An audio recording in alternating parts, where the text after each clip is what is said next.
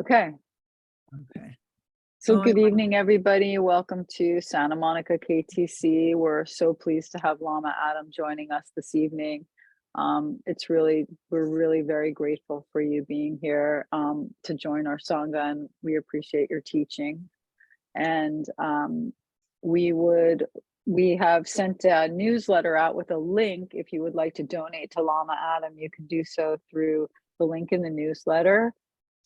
We also have a website, santamonica.ktc.com, with all our information there and donate links to the teachers, to like general information about our Sangha and the different programs that we're offering.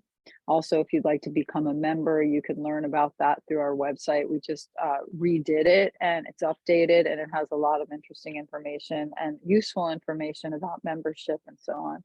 So with that, Lama Adam, I'll hand it over to you, and thank you. And everyone could just put their sound on mute. Thank you, Jody. I'm excited to see the new website. There's a lot I want to talk about tonight. So let's say the prayer of refuge, as is our tradition, and we will say it in Tibetan once, in English once, and then in Tibetan. O Sangye Chidang Soki Chodama Janchu Padu Dani Kyapsuchi Taki Jinso Ki Pe Sunam Ki Drola Pinchi Sangye Druparsho.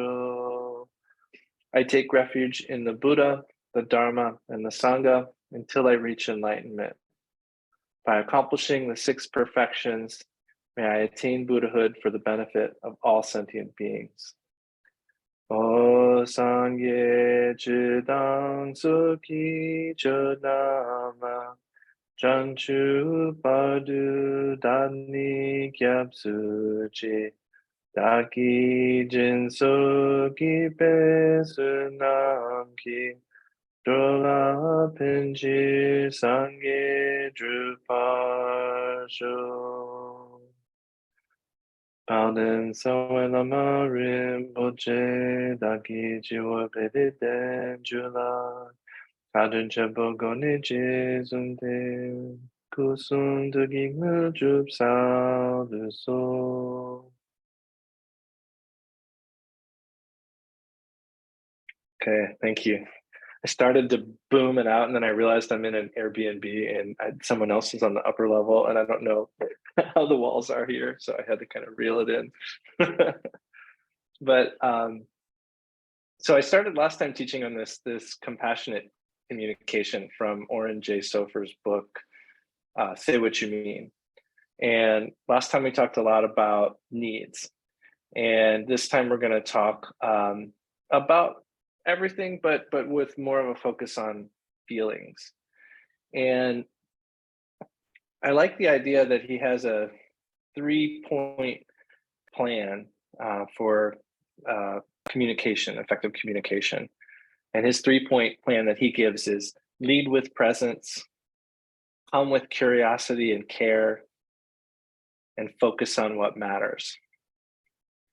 And something I really like about this book is it is almost devoid of Buddhist language, but it's clearly influenced by the Buddhist teachings. And he spent time as a Buddhist monastic, and it's really a well-constructed book for everybody. But I like the fact that we can kind of tune into the Buddhist teachings in it and reveal them together. So I like this idea of lead with presence, come with curiosity and care, and focus on what matters, because I think that it relates a little bit with the 3 vehicles. You know, the idea of leading with presence first, cultivating presence, then setting an intention, curiosity and care, and then focusing on what matters, which to me, I guess we could kind of say is basically just like living, engaging life with that intention of curiosity and care as our fuel or energy. And I was also thinking we should start with a meditation that we'll start one way, and then we'll do it a little bit different way later on. So if everyone would take a upright position, or if you're at home and you want to lay on the ground, you can do that too. But on a chair, on a cushion, however is comfortable, keep a straight back and an open heart. And just take a deep breath in and out.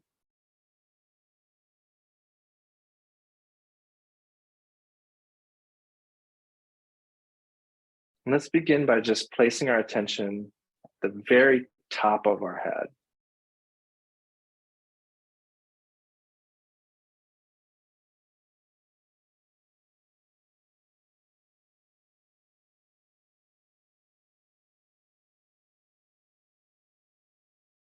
And then move the attention to the soles of our feet.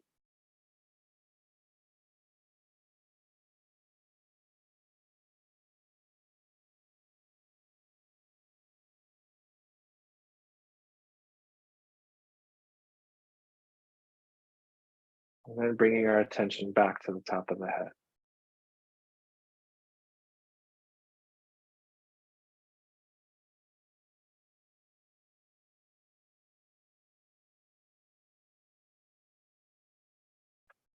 Last time we talked about 3 anchors in the body.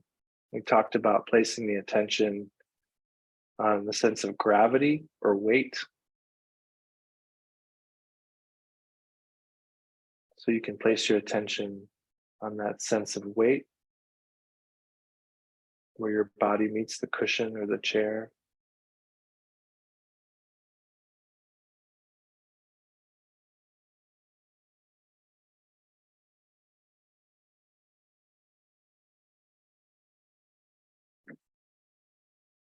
We talked about placing the attention on an imaginary center line in the body, a line that runs from the waist to the top of the head, right in the center of the torso.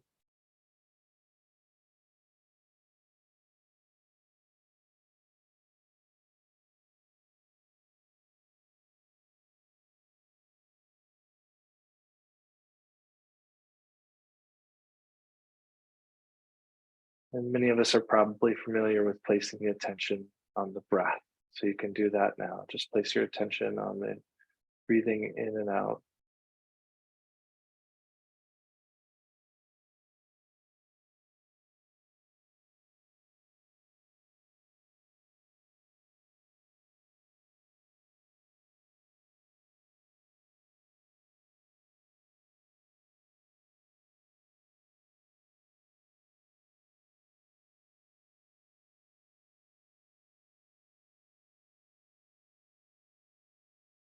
Now I'd like you to let go of that internal reference point and just open your awareness to your environment. You can look around you even if you want.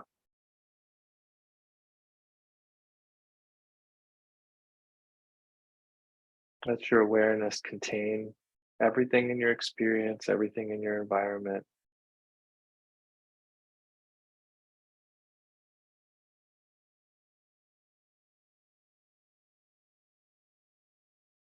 Nothing to pull in, nothing to push away, just observing our environment.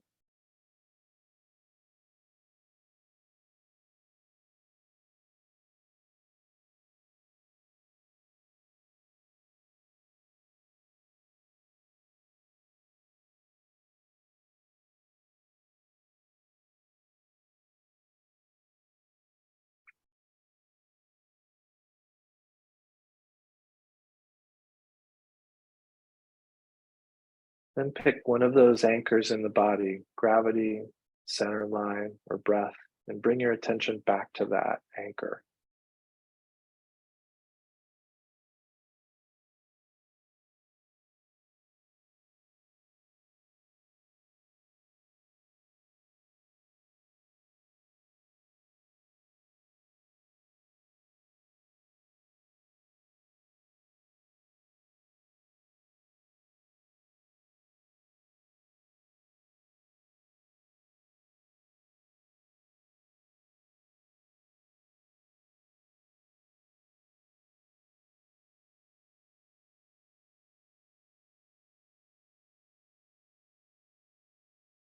And then once again, let go of that reference point and just open your awareness up to include your whole environment.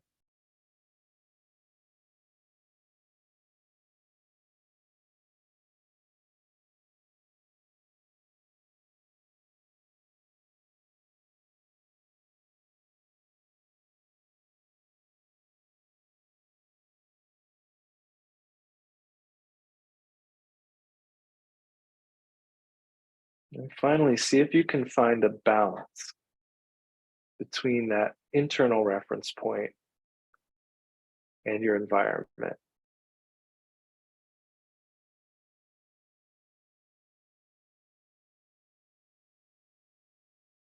Choosing one of the anchors in the body, placing your attention there in balance with your open awareness of your environment.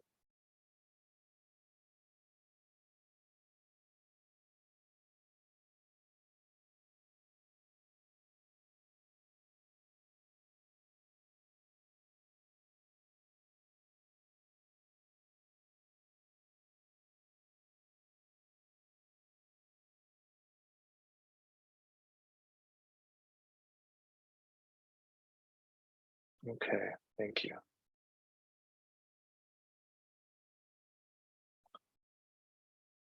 So one thing that occurred to me this week when I was working on this talk was I think many of us have probably learned about Nirmanakaya, Sambhogakaya, Dharmakaya, the bodies of Buddha or enlightened, the embodiment of enlightened wisdom. And there's lots of different ways of talking about it. But a lot of times we relate Nirmanakaya to the body. If we think of the three gates, body, speech, and mind, Nirmanakaya is usually related with body, form. And Dharmakaya is related with mind. So there's this sense of form, and then there's this experience of mind.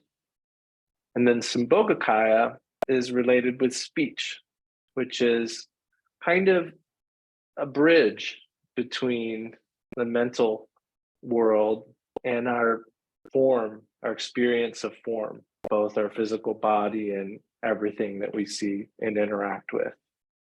And speech and communication is where those two meet.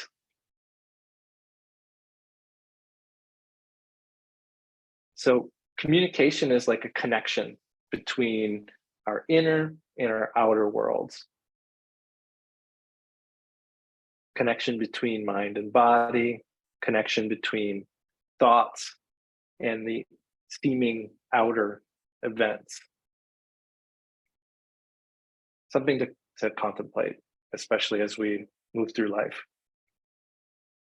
Another interesting thing that Sofer brings up here about our speech is that I'd never thought about this. The way we produce speech with our breath is the same physiological process that we sustain life with.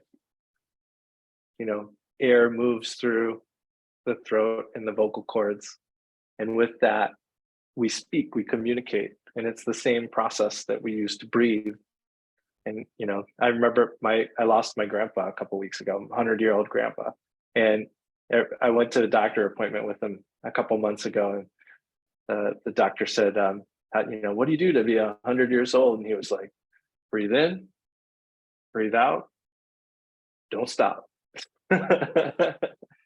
So he did, as we all will. But yeah, I mean, it's kind of that simple. So, and that is the same way that we communicate, the same way that we speak. And so we're talking about here this first step of leading with presence.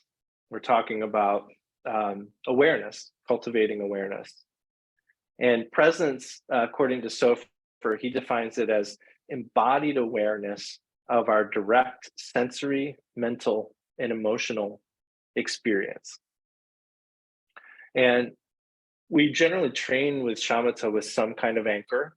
A lot of times it's the breath, but we eventually learn there's lots of ways of placing the attention. It can be on sounds. It can be on thoughts. It can be on emotions.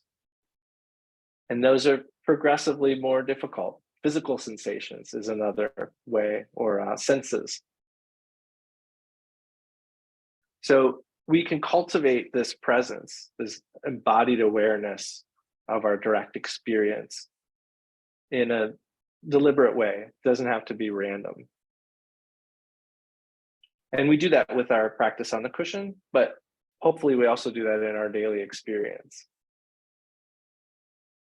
And it's important to note that being present, whether it's in formal practice or in daily life, means being real. It doesn't mean contriving a certain kind of state. It means meeting our direct experience as it is. And we connect with how we're feeling and what we're experiencing without getting wrapped up in our reactions. And that kind of presence builds connection. It builds connection with our experience. It also builds connection with other people.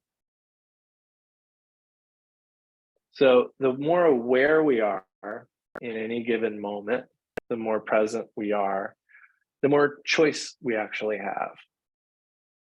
And we trained in those different kinds of anchors. All of those are places we can place the attention. That's a basic practice of shamatha. When we open the awareness, that's also shamatha. It's just shamatha without an anchor, which is more difficult, admittedly, I think, for a lot of people. But as I think you'll probably get to with Lama Kathy and Joyful Wisdom, Mingyur Rinpoche teaches alternating between those two as a really neat practice. And we did a little bit of that today. But another thing that Sofer talks about in terms of leading with presence and cultivating presence is incorporating a practice in the morning and the evening of mindfulness, and in particular of setting intention and reviewing our day. So taking a moment to consciously think about what we're trying to do, why we're trying to do it, and then putting it into action. And then at the end of the day, reviewing how it went.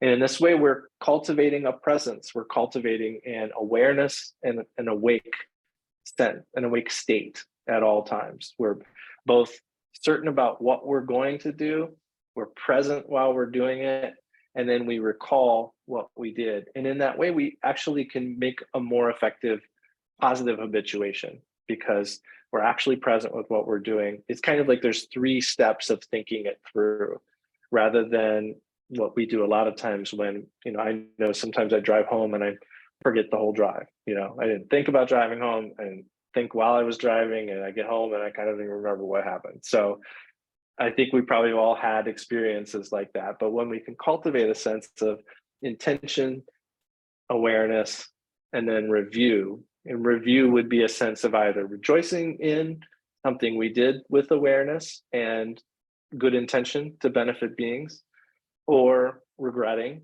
if we weren't present or we acted in ways that maybe hurt other people or ourselves. But when we regret, we also try to make a resolution not to repeat the behavior. We don't just leave it at regret. But that's another practice of building presence, keeping us engaged both before, during, and after. And that also, I think I mentioned last time, or maybe 2 talks ago, about how reflection on our events in our life, challenging events, is so important, and how reflecting actually gives us more awareness in the moment. Because when we're putting the time in and the effort and training and reflecting on the way our day went, or the way certain challenging events went, or even the way certain simple events went, that supports awareness in the moment. And likewise, awareness in the moment gives us a richer experience of reflection, more to work with when we actually do reflect. And all this relates so much to shamatha and how our basic shamatha practice works and how we plug it into life. So thinking about this idea of connection and presence, let's try this practice we did in a little bit different way. So we'll get back into a meditative posture. I love that instruction of straight back and open heart. We all know there's a 7-point plan too, and you can do that if you want, but it's a simple instruction to say straight back and open heart. Let's take a deep breath in and out.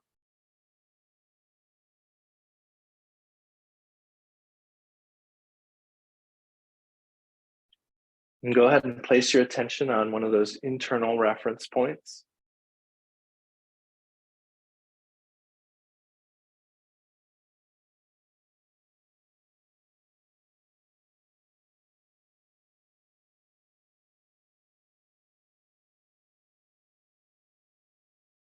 Placing the attention on sense of gravity or center line or breath.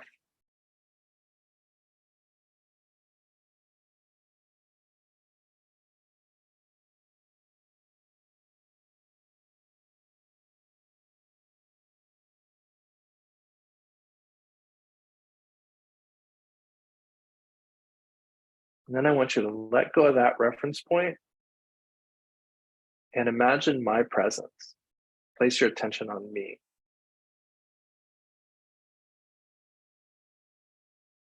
My voice and my presence.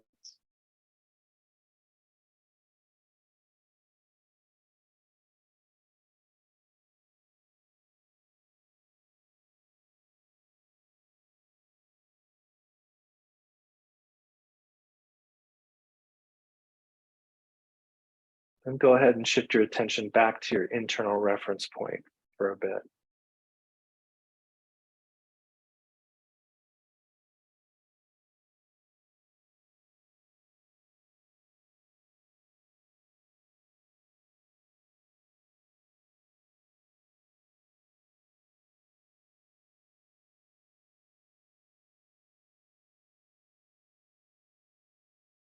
And then shift once again your sense of my presence.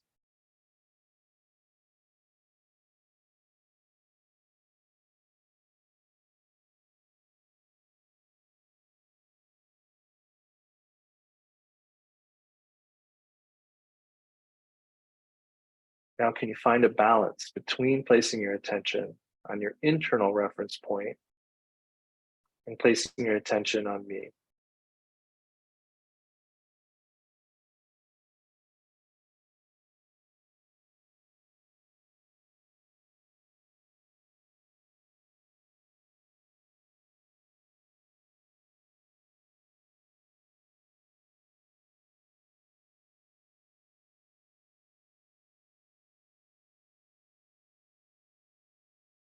Can you place your attention on the connection between us? Not on you or on me, but our sense of being here together.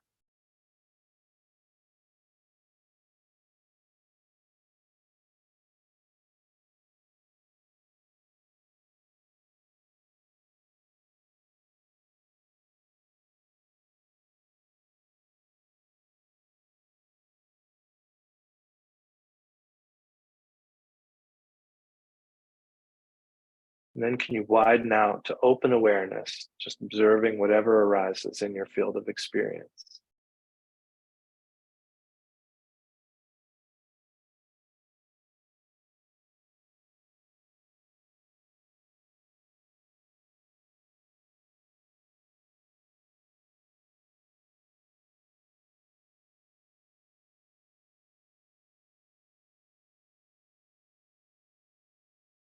And in the last few minutes, just practice shifting your attention from your own internal reference point to the sense of connection between you and I, between everyone here, into a wide open awareness.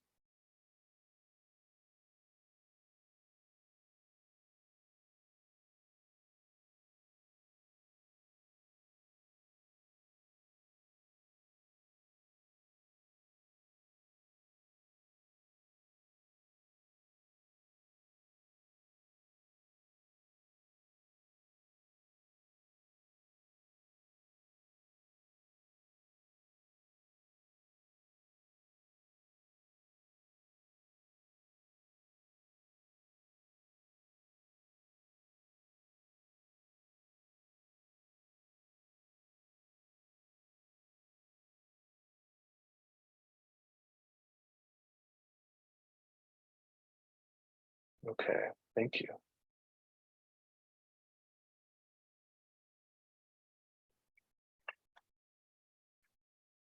I have found this to be very helpful in conversation with people. It's a practice we can do as a formal practice, but it's a very practical practice as well.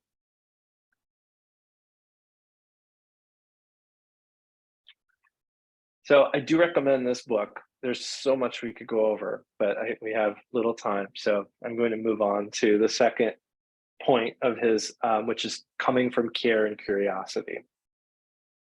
And the idea here is that once we've established some kind of presence, the name of the book is Say What You Mean by Oren J. Sofer, Sofer. It's a book that I think KTC is considering doing like a Sangha-wide book study on.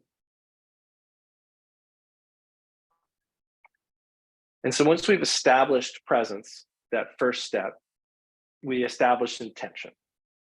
And that intention here, he describes as curiosity and care. And if we don't consciously set our intention, which for us, for most of us would be a bodhisattva aspiration, we'll likely default to some kind of self-centered, intention. So he doesn't use terms like bodhisattva or bodhicitta in the book, but we will hear, of course, in this context. And I think this idea of a bodhisattva aspiration to attain enlightenment for the benefit of all sentient beings aligns with curiosity and care. Because curiosity is kind of like presence and being awake. Bud means awake.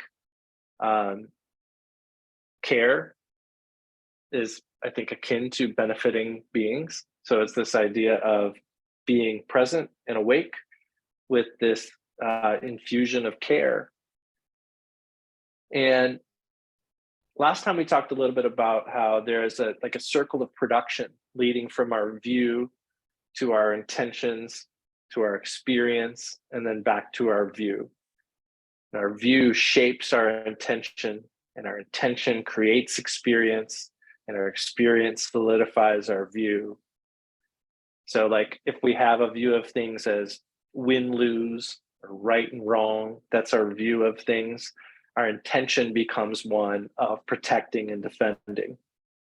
And an intention of protecting and offending produces an experience of fear and anxiety, or anger and aggression.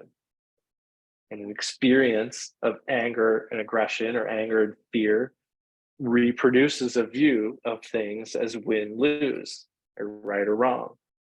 And so spins this wheel of production. But if we can shift our view to win-win, our intention transforms to care and collaboration. And this can create the causes for an experience of intimacy and safety and belonging. Similarly, when our view is that interpersonal conflict is dangerous, or that any problem means that something is wrong, then we'll inevitably shift to blame and judgment whenever others express their needs. And that leads to an experience of disconnection and alienation. But when we can cultivate a view that we share universal needs, the Buddha taught we all want to be happy. Nobody wants to suffer. We can describe needs in more ways than just that, but that's the underlying need. We all want happiness. So when we can cultivate the view that we share a universal need to be happy, and perhaps that conflict can be a ground for learning, then our bodhisattva intention to connect and to care will yield experiences of connection and of understanding and even creativity. He also uses a word I love, synergy. And one of the reasons I love that word is because there was a time in the 3-year retreat where I asked Kambakara Rinpoche about what seemed like a bunch of coincidences happening. And I'm hoping many of you have maybe had those kinds of experiences where you hear a word you never hear, and then all of a sudden you see it in a book later that day, things like that, or a song you never heard for a while, someone mentions it, and then it's on the car when you're driving home.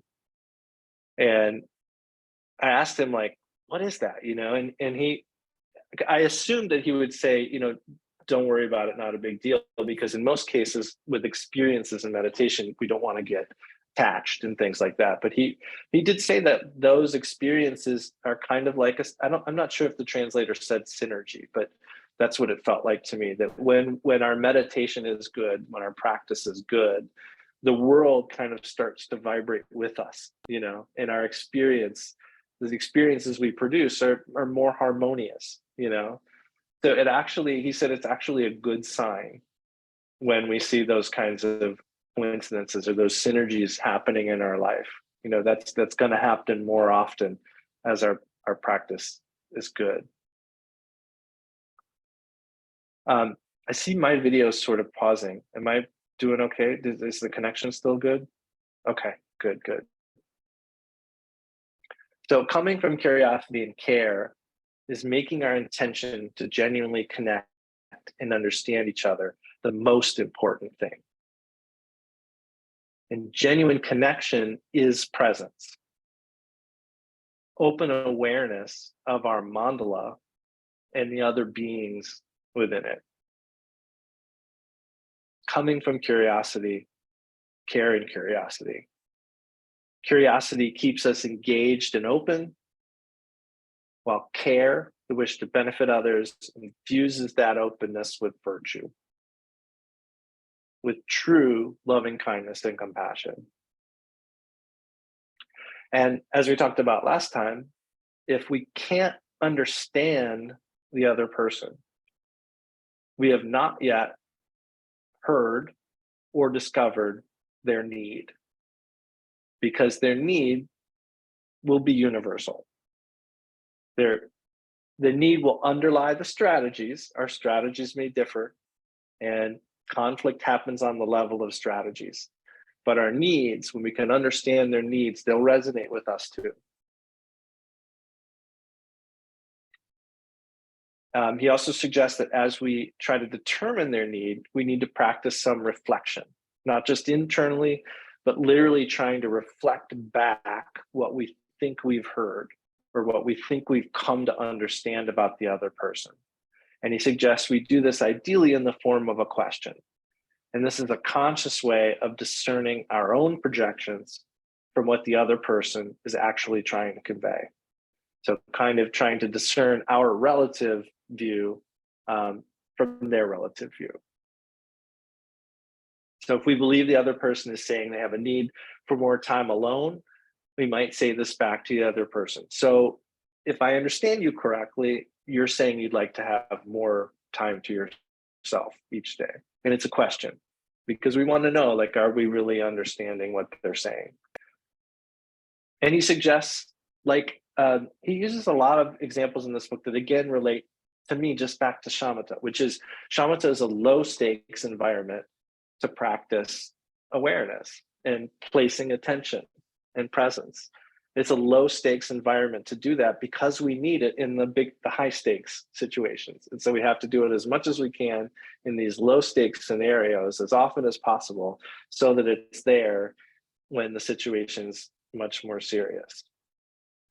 So he suggests this idea of reflecting needs frequently and in very low stakes scenarios. So even just if we're in a loose conversation with a friend, just kind of trying to start to do this, try to just reflect back what we think they're saying to us.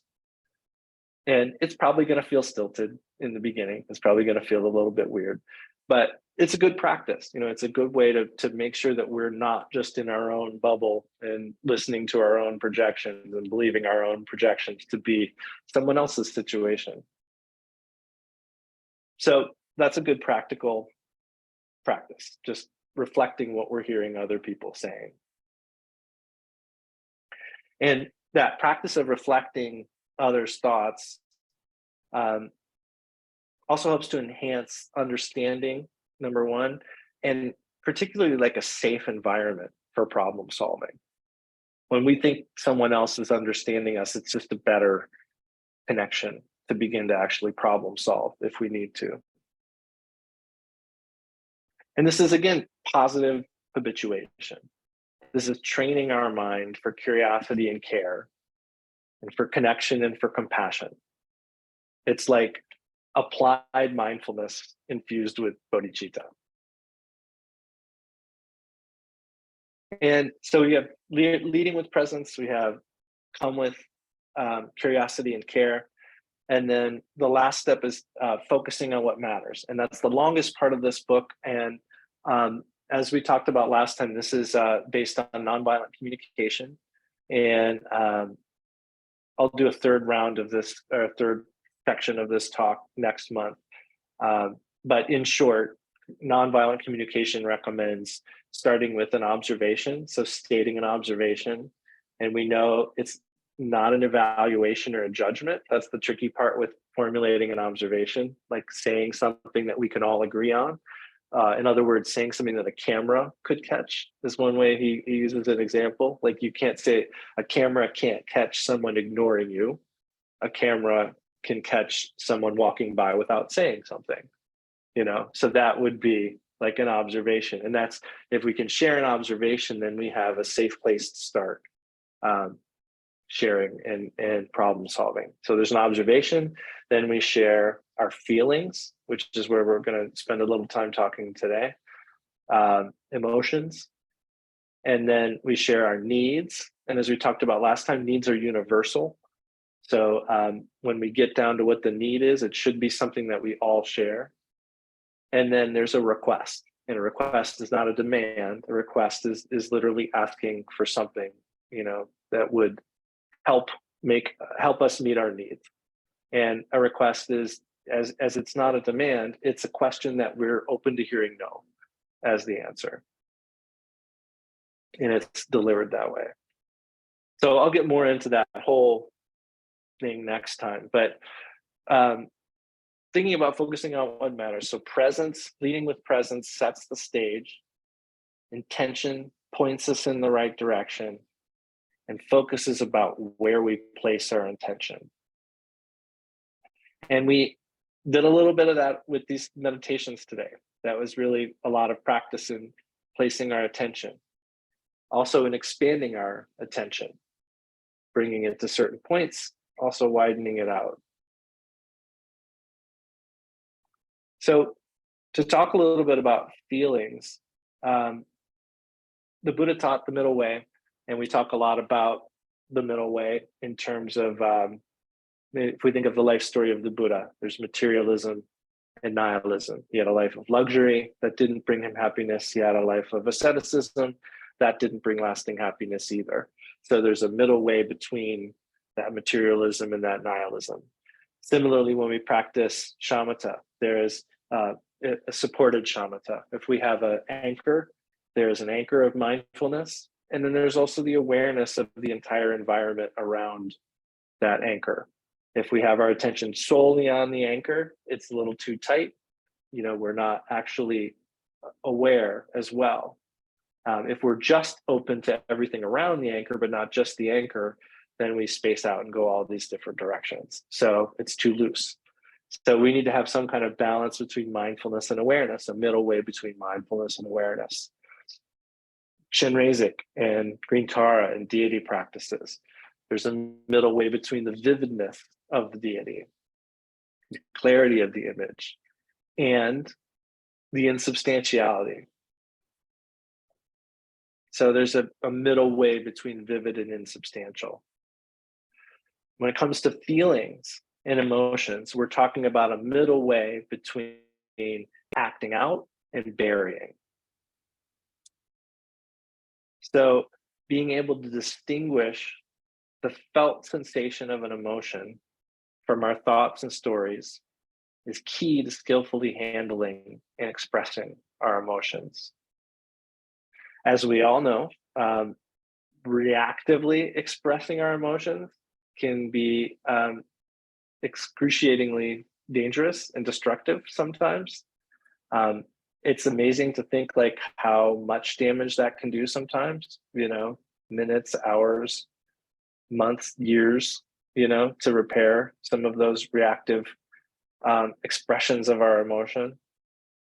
So that's one extreme, is just acting out our emotions. The other extreme would be suppressing them. And that's also damaging.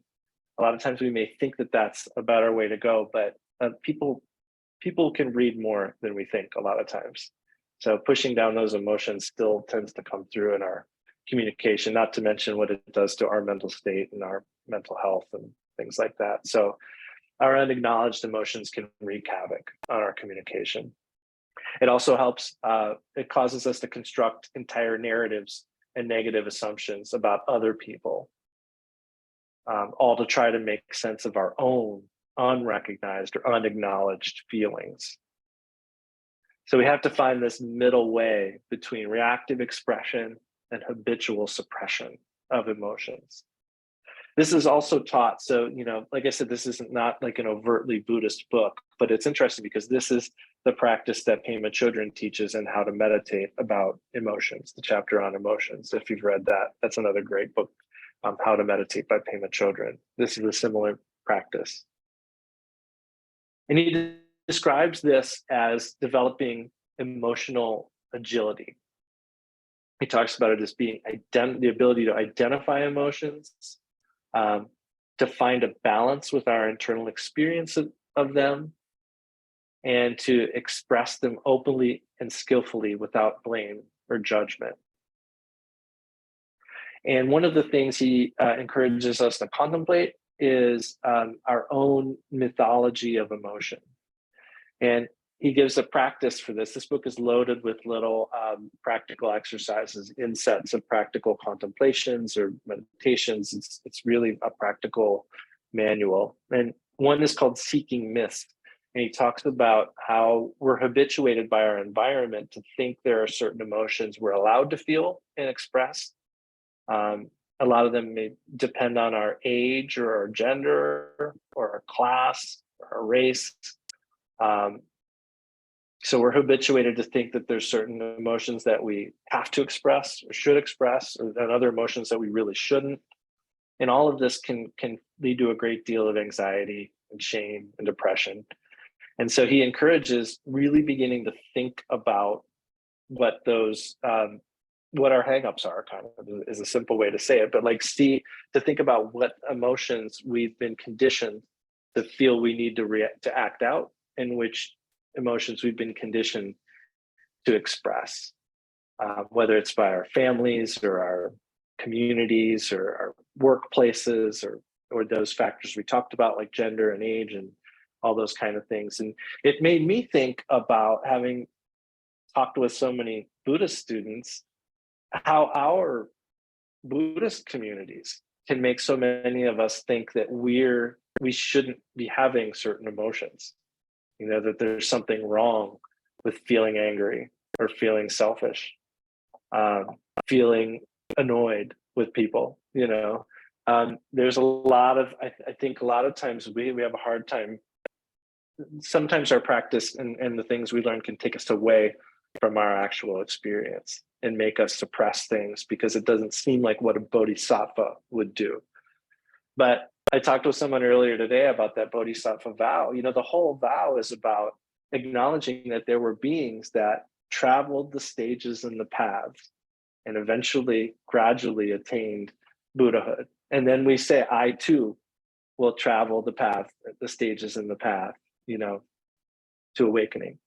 So there has to be an acknowledgement that there is an end goal where we may not ever get angry or selfish, but there's going to be a gradual path that leads there.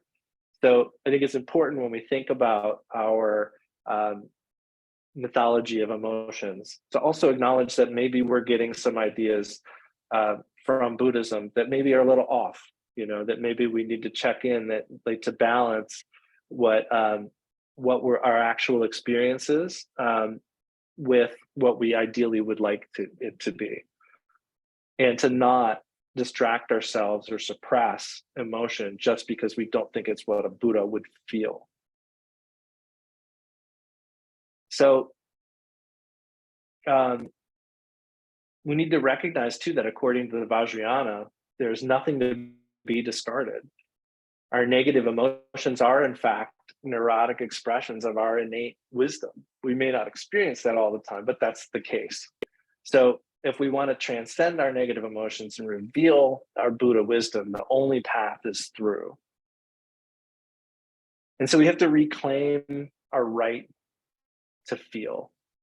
I mean, we feel emotions for a reason, and they're a sign that something matters.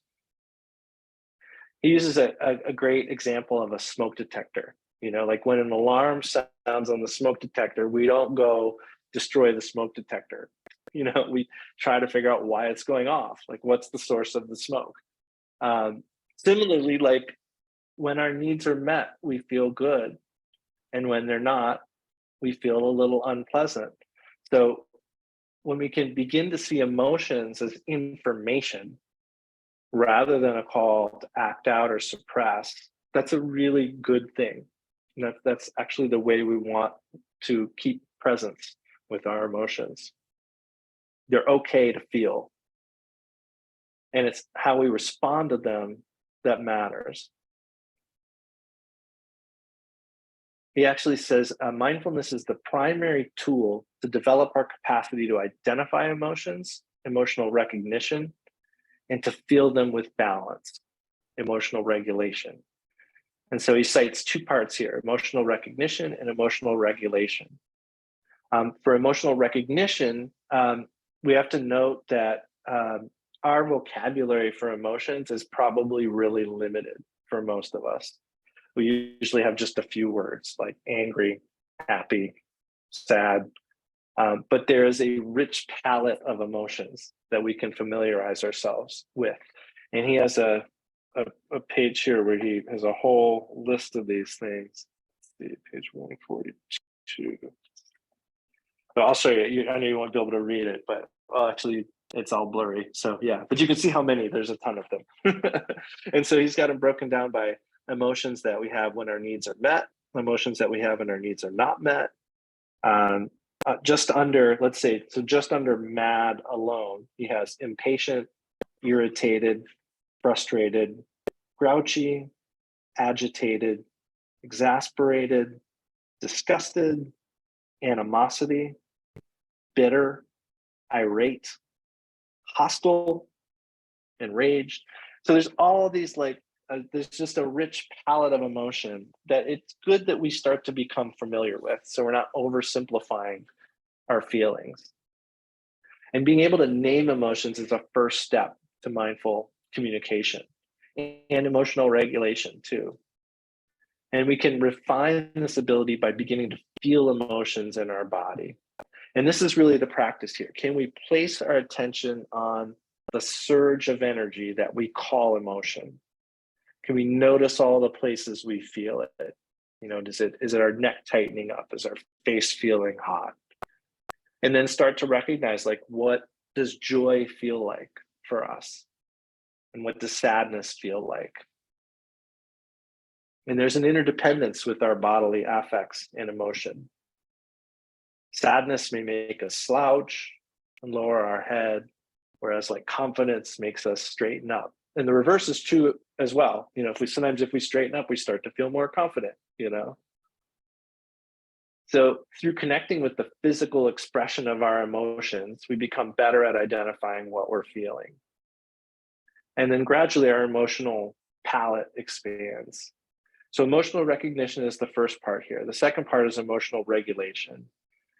And the idea here is that emotions have a general tone to them, which we describe as pleasant, unpleasant, or neutral. And in Lojong, you may recognize this as the three objects. Everything we encounter feels pleasant, unpleasant, or neutral. And then we react to those tones often with either attachment, aversion, or apathy, which in Lojong we call the three poisons. So the three objects and three poisons. And Sofer says it's our inability to tolerate the intensity of our unpleasant emotions that sparks our reactivity. So that's like what sparks our habitual leap to the three poisons. But we can utilize mindfulness to place our attention on the tone of the emotion rather than launching into the story or the rumination or other kinds of reactivity. And this is actually the practice that I mentioned. Like this is shamatha, using emotions as the anchor. So as with mindfulness and physical pain, which science has found, if we can place our attention on pain, counterintuitively, it actually will reduce the suffering. So similarly, sorry, I lost my place in my notes. Mindfulness and physical pain, that prevents us from going into the extremes of reactivity or suppression. So the balance here is between reactivity or suppression. So developing our ability to place our attention on the tone and the energy of emotion makes it so we can stand stably among the waves of emotion as they come and go. Last time we talked about that idea of riding the waves, like being able to see a wave coming and ride it rather than get knocked over by it. So when we establish a foundation of shamatha practice, that's essential groundwork for compassion meditation, because we need to hone our awareness of our habit to leap into stories because of the intensity of our emotions. And that's our tendency to react to the three objects with the three poisons. But we can cultivate the ability to have a simple, direct experience of the tone of our emotion by placing our attention on the energy that underlies those manufactured stories. And just like with shamatha, if we notice we're thinking about the past, if we notice we're thinking about the future, if we're telling a story about the present moment, then we just bring our attention back to our anchor. In this case, just the tone, the energy of the emotion, not the story. And once we've been able to connect with that tone and place our attention on it, the last step is to connect. The last step is to connect with stories and meanings associated with that emotion. And we have to do this last because of the cycle of feeding between emotions and stories. So emotions feed stories, which can feed more emotion, which feeds more stories. And that's been our habit for a long time. So when we connect with the story, it has to be with clarity about what we're feeling, with the recognition that all that swirling energy and thought is indicating our own deep need. So we can place our attention on the felt sense of the emotion without going into the story. We notice that it is impermanent. We notice that it's an experience. And then we can start to connect with the story, recognizing that that emotion is arising as a sign that we have a need that is being met or isn't being met. And it's our own need. And that's the cause of the emotion. So naming an emotion, being able to name that emotion and connect it with our own needs, puts some space between us and it too.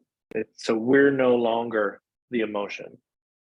We've named it, and we can feel some space between us and it. And the idea here is really that emotions, they kind of want our attention. And when we can properly give them our attention and take what they've told us, then they'll leave.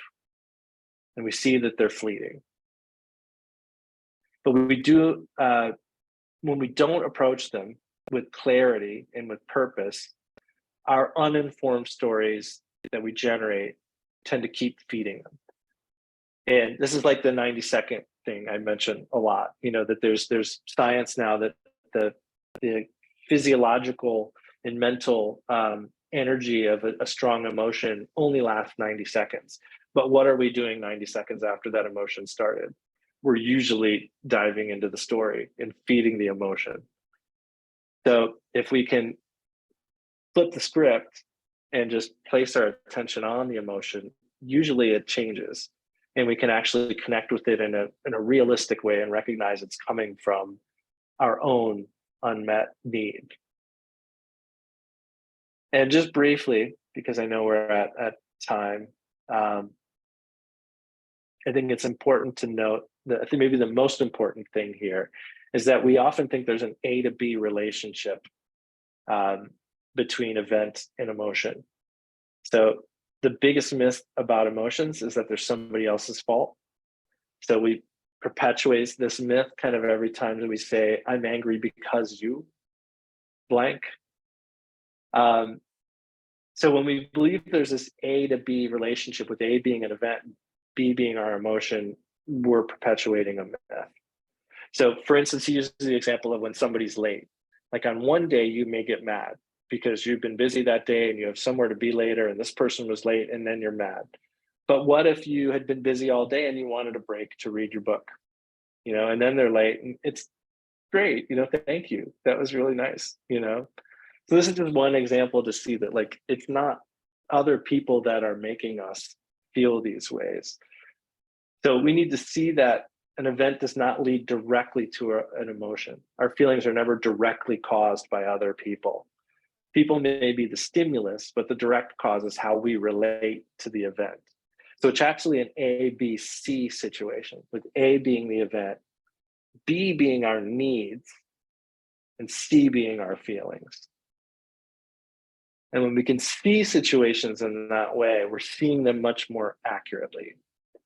And I'll close with this quote from his book about that point. He says, "We are each responsible for our actions and our reactions.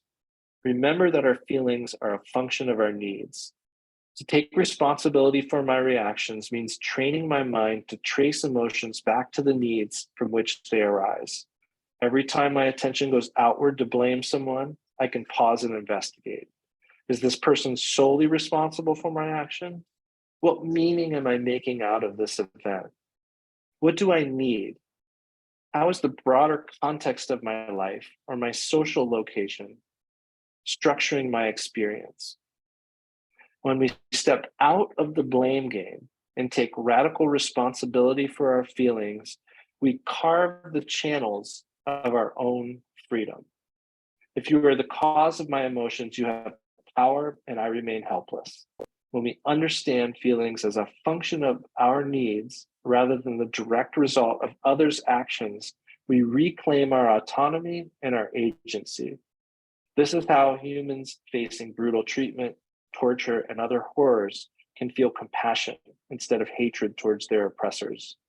Our emotional life becomes an extension of our own values and a barometer for our needs rather than a liability or weakness we need to protect."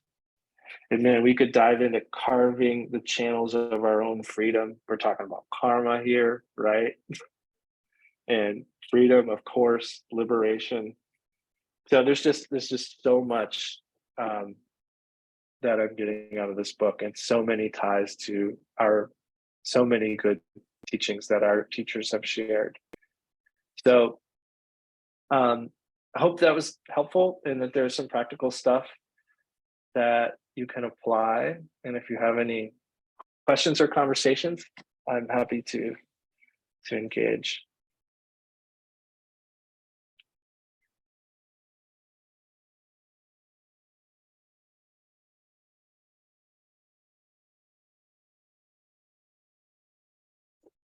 Well, Adam, you gave us a lot to think about. And when you come up with, when some of this, when you're saying, look at your emotion and how it is just to take a step back and get to the point of recognition, it reminds me a lot of when I was when just basically growing up, and you'd say, "You make me so angry."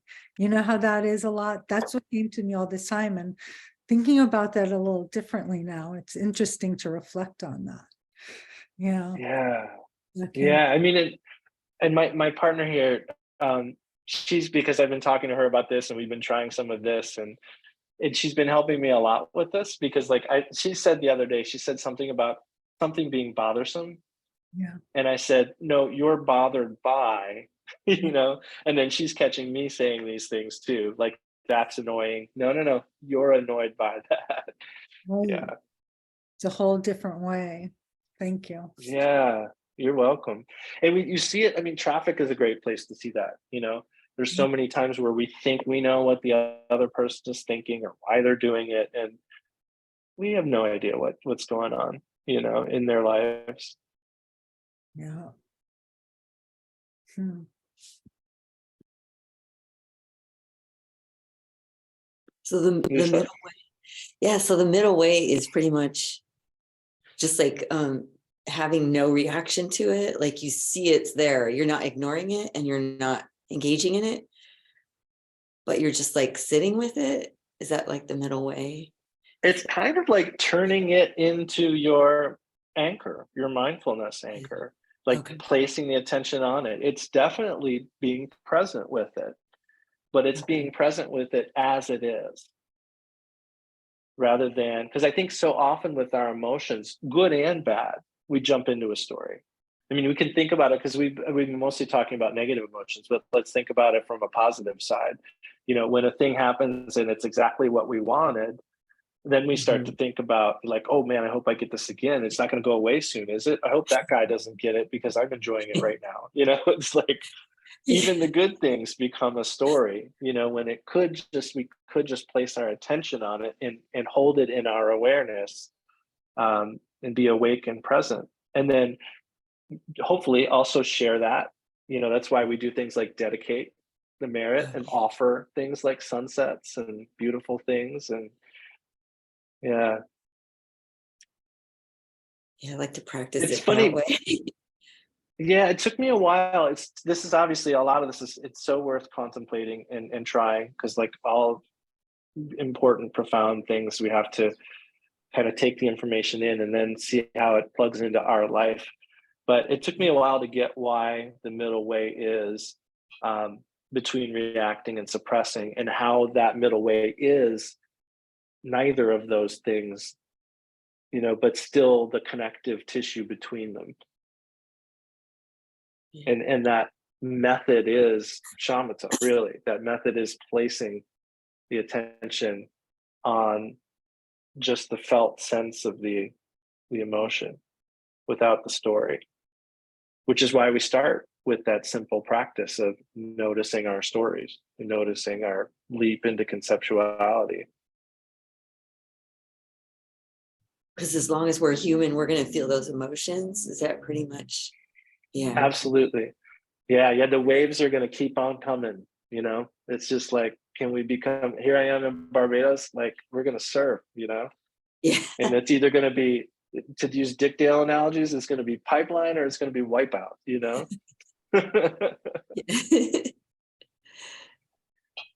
Thank you. You're welcome.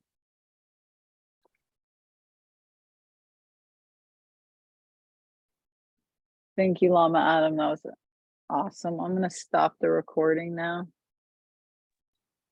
Sure.